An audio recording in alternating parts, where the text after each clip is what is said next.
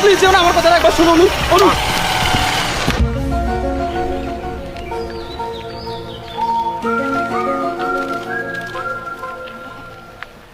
সোনা, তুমি চিন্তা করো না। আমি পরিস্থিতির চাপে পড়ে বিয়ে করতে বাধ্য হয়েছি। আমি এই পাঠার সঙ্গে আর সংসার করব না। বাড়ি থেকে আসার সময় আমি এই বোতলের অর্ধেক বিষ খেয়ে এসেছি, বাকি অর্ধেকটা তুমিও খেয়ে নাও। ওপরে গিয়ে আমাদের মিলন হবে। ইতি, তোমার অনু।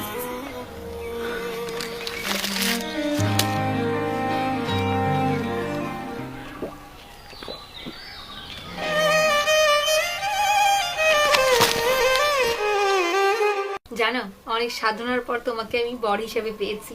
আমার তো মনে হচ্ছে তোমায় ছাড়া আমি আর বাঁচবই না।